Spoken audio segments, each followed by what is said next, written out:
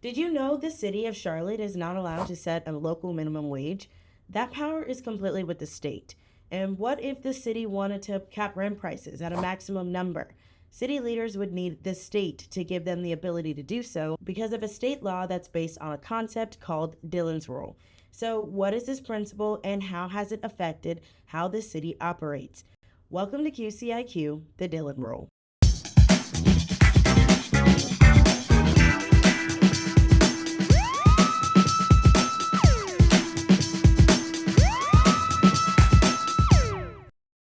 States have the responsibility of granting permissions to their local governments. So the state tells cities and towns what they can and cannot do.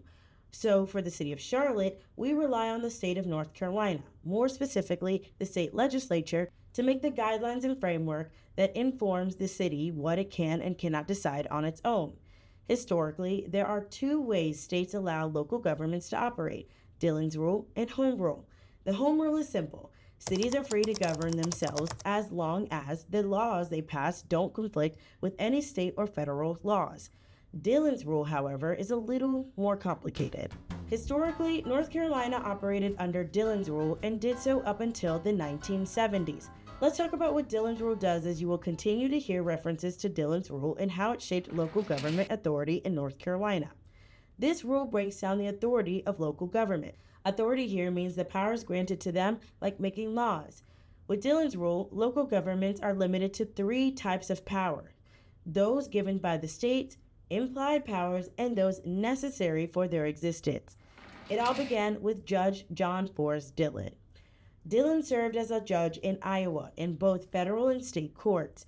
It was on the federal bench in the early 1870s where he would write the first edition of his Municipal Corporations manuscript. Municipal refers to municipalities, which are cities and towns with their own local governments. This manuscript defined Dillon's Rule as we know it today. But where did it come from? Why was it created? Well, that depends on who you ask. Prior to Dillon publishing Municipal Corporations, state constitutions granted local governments representation in state legislatures. This allowed cities and towns to have a voice at the state level so they could pursue their own interests and earn support across their region. Some sources say this structure opened the door for corruption, citing corporate favoritism and schemes to avoid debt. The latter saw the state creating cities and towns, providing them with funding, and then the city or town itself dismantling so that the debt was passed to new taxpayers or other jurisdictions. Well, dang it. These sources argue that this is why Dillon did not trust local governments. He called the actions of municipalities, quote, unwise and extravagant. Other sources claim that Dillon believed local governments wouldn't exist without the state legislature. Therefore, municipalities, like the city of Charlotte, should have to look to their creator to make decisions, almost like a parent-child relationship.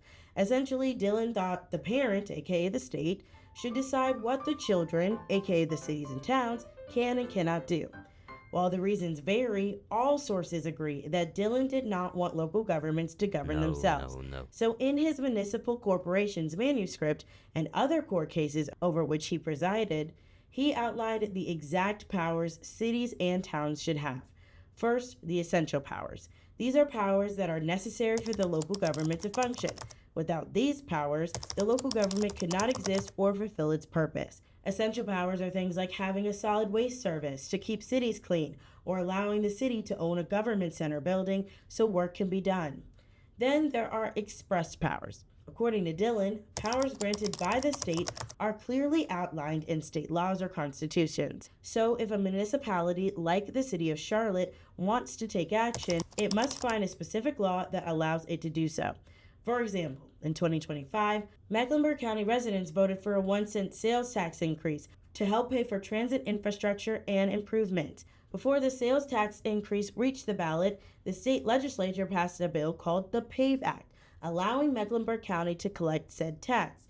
Without this bill, though, the county would not have been able to ask residents to vote on the increase. Finally, there are implied powers.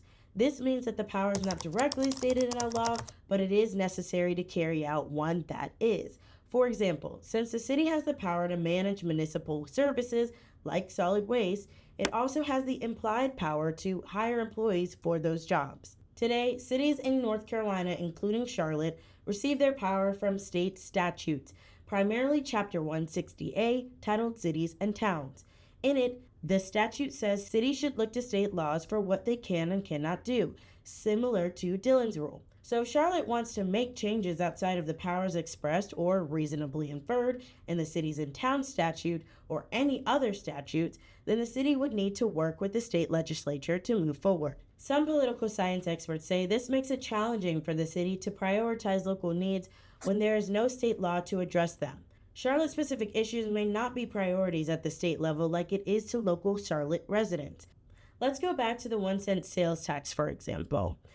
Part of the sales tax increase funding will go to expanding the light rail. This would be an example of a Charlotte-specific issue because the rail system exists in the city of Charlotte and the surrounding areas. Even so, the city of Charlotte has fostered positive relationships with the state legislature. With the combined 3 powers granted to us by the state and our representation in the state legislature, the city of Charlotte will continue to grow and advocate for local issues for a bright future.